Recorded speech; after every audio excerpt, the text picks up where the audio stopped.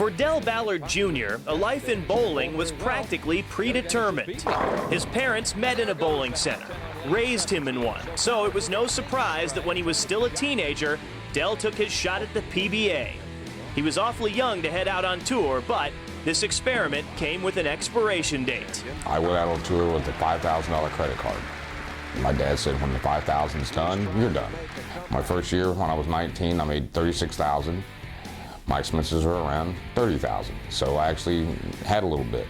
Second year, I made $34,000, so I broke about even. And from then on, you know, it's been a pretty good ride. He was covering expenses, but not getting to taste victory. Then, in 1987, Ballard came into his own. $100,000 and the United States Open title to go with it. Getting his first 2 wins on tour, including his first major at the US Open. I feel like I can remember every ball I threw on that TV show, and my crystal ball is right up there too, from winning the tournament. And I still remember Pete Weber in the bar afterwards, taking my ball, acting like it was a basketball, and slipping out of his hand, and I caught it. You know, I mean, just things like, I remember those like it was yesterday. So I cherish those moments. There would be plenty more to come. He likes it. Yes. The very next year, Dell added the Masters to his resume, a tournament that had always been dear to his heart. Hey, I really like this 4-game matches head-to-head. You know, let's get me on a pair. It's like bowling action.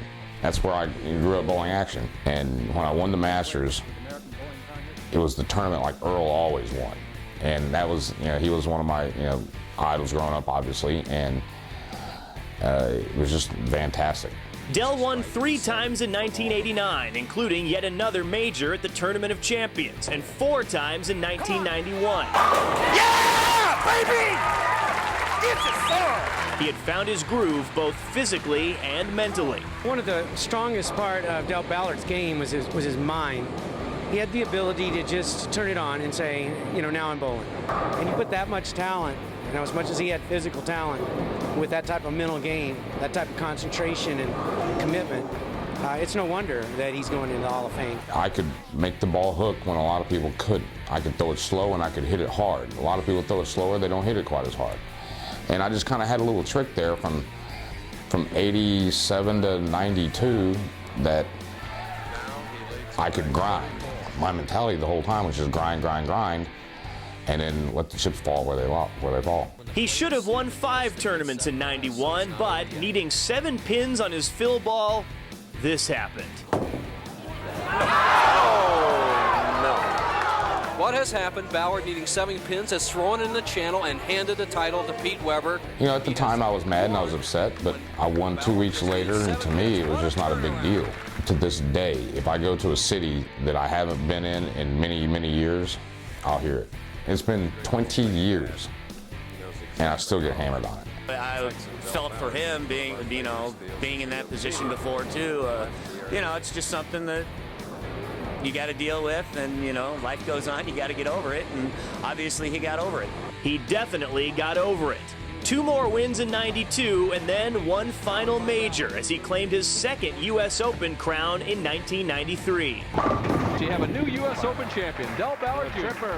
And bowling is still at the center of Dell's life. He married a Hall of Famer, is a pro shop owner and a tour ball rep, all while balancing his new family life outside of Dallas.